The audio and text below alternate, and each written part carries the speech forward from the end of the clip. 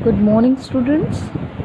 I, Vijaya, your teacher of English, welcome you all to Rishikul Online School. Today, we are going to start our chapter 9, Madam Rides the Bus, from the book First Flight, and this is module 2.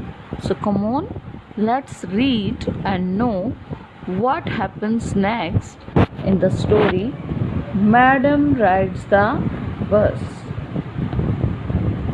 Dear students, till now we read that Wali was very keen to visit the bus, how she planned and recalculate each and everything about her first bus journey. So now let's read and know what happens next in the story. The bus slowed down to a crawl, and the conductor, sticking his head out the door, said, "Hurry then, tell whosoever it is to come quickly." "It's me," shouted Wally. "I'm the one who has to get on." By now the bus had come to a stop, and the conductor said, "Oh, really? You don't say so?" "Yes, I simply have to go to the town," said Wally. "Still standing outside the bus, and here is my money." She showed him some coins. Okay, but first you must get on the bus," said the conductor, and he stretched out a hand to help her. "Never mind," she said. "I can get on by myself. You don't have to help me." For months, Wally listened to the conversation between the neighbors and other people who frequently undertook the bus journey. She used to put various questions to them about their experiences, and then she gathered sufficient and relevant information about how to ride a bus.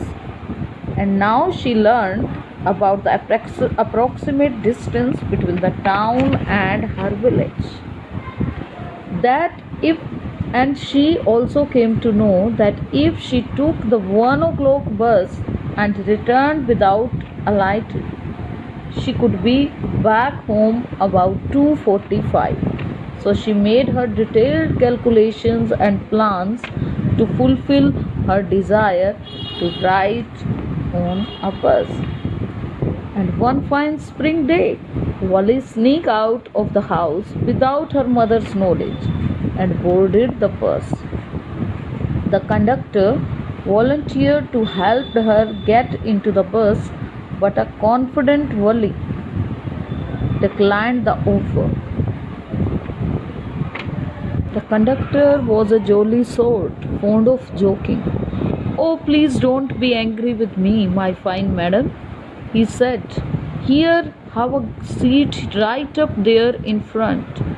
Everybody move aside, please. Make way for madam." It was the slack time of day, and there were only 6 or 7 passengers on the bus. They were all looking at Wally and laughing with the conductor. Wally was overcome with shyness, and avoiding everyone's eyes, she walked quickly to an empty seat and sat down. The conductor, who was amused by the action of this little girl and her manner of conversation, he jokingly called her madam and asked the other passengers in the bus to make way for her. Everybody was looking at her, so Wally felt shy and hurriedly walked to a vacant seat. "May we start now, madam?" the conductor asked, smiling. Then he blew his whistle twice, and the bus moved forward with a roar. It was a new bus, its outside painted a gleaming white with some green stripes along the sides. Inside, the overhead bars shone like silver, directly in front of Wally above the windshield. There was a beautiful cloud. The seats were soft and luxurious. In this paragraph, the narrator told that the bus was new and its outside was painted white with green strips on the shelf. On the sides, Wally looked curiously at everything. The outside view, however, cut off because of a canvas blind covering the lower part of the window near Wally's seat. So she stood up to have a good look at the outside world. So, in this manner, the narrator tells how curious Wally is. Wally traveled everything with her eyes, but when she started to look outside, she found her view cut off by a canvas blind that covered the lower part of her window. So she stood up on the seat and peered over the blind. The bus was now going along the bank of a canal. The road was very narrow. On one side, palm trees, grassland, distant mountain, blue sky. On the other side was a deep ditch, and then acres and acres of green fields. Green as far as the eyes could see.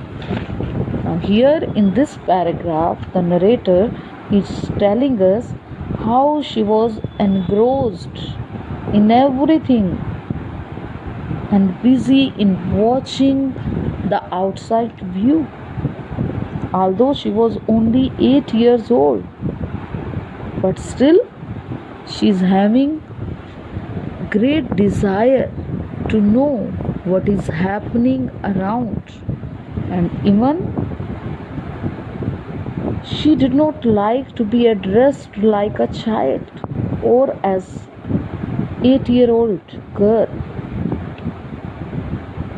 Neither she liked to be addressed like as madam.